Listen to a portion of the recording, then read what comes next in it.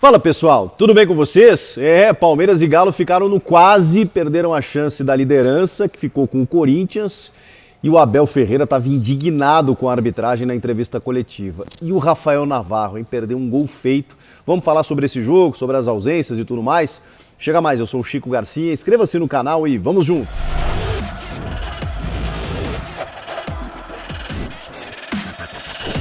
Claro que a gente esperava mais, né, entre um Palmeiras e Atlético Mineiro, mas o jogo acabou sendo bem abaixo do que a gente imaginava, não sei se por conta das ausências, porque as equipes que entraram em campo eram suficientes para que a gente pudesse assistir um futebol melhor. Teve uma ou outra chance mais clara, mas a rigor, se eu me lembrar assim agora, estou passando o jogo na minha cabeça aqui automaticamente, nem o Marcelo Lomba, nem o Everson fizeram aquelas defesas que a gente, acredita como defesas do jogo, como se salvassem o time naquele momento. Não, a chance mais clara, inclusive, que foi do Rafael Navarro, já nos acréscimos do primeiro tempo, ele é um chute para fora. Aliás, que chance perdida. Meu Deus, num jogo com tanta dificuldade, em que você não consegue muitas vezes se colocar com liberdade na frente do gol adversário, foi uma chance de ouro perdida pelo Navarro. Ali provavelmente mudaria o cenário do jogo. Não sei se o Atlético não teria forças para buscar o empate, mas é fato que é um gol que você não pode perder num jogo dessa magnitude. E aí o Palmeiras teve muito azar, dá para colocar assim, porque já tinha jogadores ausentes, os selecionáveis lá, o Everton, o Danilo na seleção brasileira, o Gustavo Gomes, o Kusevich, o Atuesta, já tinha jogadores que o Abel Ferreira não podia contar com eles. E aí o Rafael Veiga, que é o jogador mais decisivo do time, o jogador que tem participação direta em 25 gols nessa temporada, impressionante para um meia, ele que tem 30 jogos, então imagina, ele tem 18 gols e 7 assistências. O Rafael Veiga sente uma lesão com 9 minutos, num lançamento, quando ele dá o sprint, ele já põe a mão na coxa. Ele tenta continuar no jogo, 4 minutos depois, não adianta, ele tem que pedir a substituição. E aí o que o Abel Ferreira faz? O Scarpa, que faz muitas vezes a função do Veiga, vinha fazendo inclusive quando ele não podia jogar, vai para essa função, ele recompõe para meia cancha, ele abre o Rony, que já que faz a de falso 9 muitas vezes e tudo mais, o Dudu pelo lado direito, o Rony pelo lado esquerdo e o Rafael Navarro de centroavante. Mas o Rafael Navarro não esteve bem, não foi só nesse lance, mas ele realmente foi atrapalhado, ele não alcançava a bola, no posicionamento, assim, sabe, ele teve muitas dificuldades e, obviamente, eu sei que a torcida do Palmeiras está pegando no pé porque ele é um jogador insuficiente, a gente sabia que era uma aposta, ele fez muitos gols aí recentemente na Libertadores contra o Petroleiro, num time muito fragilizado, fez 4 gols num jogo só, terminou a fase de grupos como artilheiro da competição, mas realmente o Rafael Navarro ele tem certas dificuldades técnicas, Então vai demorar talvez um pouco para ele lapidar, e acho que não por acaso o clube foi para o mercado para contratar o José Manuel Lopes, que segundo o Abel Ferreira não tem nada disso, ele não sabe disso, mas a gente já sabe que ele vai ser anunciado provavelmente na semana que vem. Buscou o Labeste ou o Miguel Merentiel, só que todos eles só podem jogar a partir de julho. E tem o Endrick também, que só pode jogar quando fizer 18 anos, e isso vai acontecer no dia 21 de julho. Então é um problema que talvez o Palmeiras consiga resolver ali na frente. Por enquanto, o que tem realmente é o Rafael Navarro. Mas enfim, o jogo teve os seus aspectos assim de dificuldades, porque se a gente fosse destacar os principais valores do jogo, eles estariam nas laterais. Cara, o jogo do Marcos Rocha foi espetacular, juntamente com o Luan e o Murilo, que o Luan voltando depois de quase 4 meses, achei interessante o Luan, que ficou, ou poderia ficar marcado, por aquele pênalti lá no final do jogo contra o Chelsea. Ele não jogava desde então porque teve uma lesão grave não, mas uma lesão muscular complicada, que pegou tendão, assim. Então o clube teve muita cautela para ele retornar. A torcida aplaudiu muito o Luan, que é um campeoníssimo pelo clube, Por mais que alguns ainda peguem no pé dele, ele é um cara que acumulou títulos e fez um jogo muito bom, jogo seguro ao lado do Murilo. Eles só tinham jogado uma vez juntos, Hoje formaram aí uma nova dupla de zaga. Se bem que o Gomes a gente sabe que é titular absoluto, Problema para o Abel Ferreira. E no lado esquerdo, o Piquerez, que jogo do Piquerez, o Piquerez que voltou, jogou brilhantemente, olha, ele não perdia uma pelo lado esquerdo ali, olha, foi muito bem, ele tem um poder de recuperação muito grande, o Piquerez. Então os laterais foram muito bem, no lado do Galo também destacar o Mariano, que fez um jogaço defensivamente. Olha, foi muito difícil passar por ele, inclusive passando do ponto em alguns momentos, né? Ele chegava duro, chegava firme, e a questão da arbitragem eu vou falar ainda nesse vídeo mais pra frente, já. E o Rubens na lateral esquerda, que é um menino que já passou na frente do Dodô, né? Ele tá substituindo o Guilherme Arana e foi muito bem, porque ele teve a missão de marcar o Dudu, cara. E não é fácil, a gente sabe, pelo lado do campo, né? Ele foi bem defensivamente e ofensivamente. Ofensivamente, a gente sabia da capacidade dele, é um jogador que foi meia na base, mas defensivamente achei que ele pudesse ter dificuldades. E não, ele realmente foi um cara muito interessante. É que uma ou outra vez o Dudu conseguiu passar, mas normalmente teve dificuldades por conta da marcação do Rubens. Então os laterais assim roubaram a cena no jogo. O Hulk ficou muito abaixo, né? Deixou a desejar, mas também por conta do Murilo, que fez uma caça nele o jogo inteiro.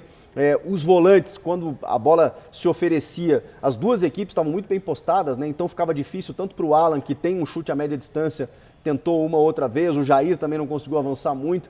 O Nath foi um cara que até bem participativo no jogo, né? E no lado do Palmeiras, o Gabriel Menino, acho que fez um jogo de envolvimento, mas um jogo que ainda com algumas limitações. É claro que ele não é o Danilo, e olha que o Gabriel Menino estava muito à frente, né, em 2020, mas ele acabou perdendo espaço e eu acho que o que pega muito pro Abel Ferreira é que às vezes ele dá uma firula, né? Às vezes ele tenta uma firula a mais e o Abel não costuma gostar desse tipo de coisa. E o Abel não tem a mesma velocidade do Danilo, né? Que o Danilo tem aquelas passadas largas, né? Ele faz uma transição tanto defensiva como quando sai para o jogo, que é espetacular. O Danilo, claro que deixa mais a desejar nesse aspecto. O Zé Rafael, cara que briga o campo inteiro, né? Eu não achei que ele tenha feito mau jogo, acho que ele conseguiu segurar o ímpeto do Galo em alguns momentos. E o Scarpa, eu achei que faltou muito do que o Scarpa vinha fazendo na ausência do Veiga. Em vários jogos, o Scarpa botou a bola embaixo do braço e resolveu tecnicamente. Ele foi o cérebro do time. Tecnicamente, eu achei que foi um jogo abaixo dele. Ele não acertava muitos passes, ele não acertava muitos chutes, ele não estava muito assertivo no jogo, sabe? Ele não estava próximo de marcar, não. O Scarpa, acho que teve um pouco abaixo do que ele pode, né? Acho que a comparação é essa, porque o Scarpa pode muito mais e acabou não conseguindo entregar. Não sei se eu estou esquecendo de alguém, né? O Ademir foi um cara que também muito incisivo, mas sofria no aspecto físico, não conseguiu ter a vitória pessoal. Ele jogava mais pelo lado direito, né? E o Piquerez foi um monstro por aquele lado. E aí tem a questão da arbitragem, né? O Abel Ferreira estava indignado na coletiva, estava puto mesmo, foram as palavras dele. Inclusive dizendo que o Hulk tentou apitar o jogo, aí o Hulk respondeu na coletiva dizendo que se tivesse apitando ele teria marcado mais faltas para ele. Não acho que o árbitro tenha interferido diretamente assim no jogo. Teve um quiprocó ali no início do jogo entre o Gabriel Menino e o Nath Fernandes. Não sei se resquício daquele jogo, daquele embate entre Palmeiras e River Plate ainda na Libertadores de 2020. Mas foi curioso, porque o menino tentou dar um chapéu, aí o Nacho deu uma prometida nele, depois o Nacho deu um encontrão no menino, aí o menino respondeu e o árbitro deu um amarelo para cada. Isso ainda no primeiro tempo. Mas o Wilton Pereira Sampaio, que é o nosso árbitro mundialista que vai para a Copa do Mundo, eu não sei, ele está tentando inventar o futebol, ele está tentando fazer um novo jeito de apitar. Eu não marco mais faltas, ou marco quando eu bem entender. E aí, obviamente, falta critério. E essa é a reclamação do Abel. Porque a reclamação em que o Abel toma o cartão amarelo, e realmente é ruim isso para o Abel, né? Porque é o quarto cartão que ele tomou em 8 jogos comandando o time, porque ele não estava no clássico contra o Santos porque ele estava suspenso, então ele já tinha tomado 3, suspendeu, voltou, já tomou 1. Isso é ruim, mas a reclamação do Abel ali é porque foi uma pegada no Piquerez em que, era lance para cartão, ele rouba a bola, tá saindo e toma uma falta por trás, e o árbitro não marca nada. Aliás, ele marcou a falta. Nesse caso, ele marcou a falta, mas não deu o cartão.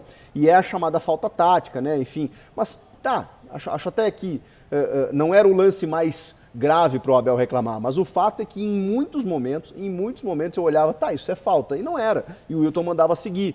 E aí, cara, a gente teve um jogo mais duro do que o aceitável, né?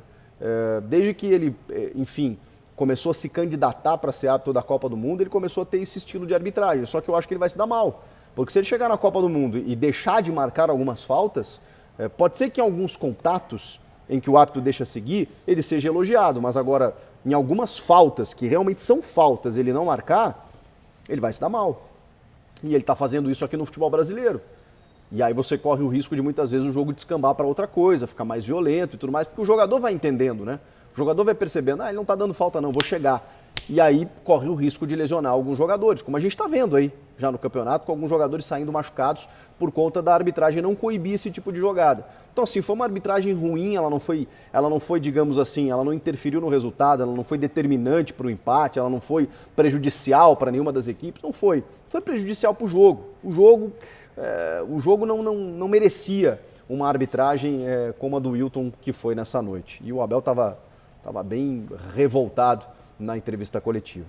Mas o fato é que os dois perderam a chance, né, de assumir a liderança. Qualquer um que vencesse seria o líder e terminaria a rodada na liderança. Como empataram, foram a 16 pontos e quem se beneficiou foi o Corinthians, que venceu por 1-0 o Atlético Goianiense, ficou com 18 pontos, 2 pontos, né, de isolamento, digamos assim, de distância desses outros 2 segundos colocados. É claro que tem muito campeonato, é claro que Palmeiras e Galo podem se recuperar e já na sequência retomar essa liderança, mas era um embate, né? Era o confronto entre os dois, talvez, maiores candidatos ao título. E também pelos desfalques, pelas ausências, por ser um jogo sempre amarrado, né? Porque você não quer perder aquela coisa toda, a gente esperava mais, obviamente. E você, esperava mais? Navarro, se aquela bola entra, Navarro. Comenta aqui, inscreva-se no canal, eu volto na próxima. Tchau!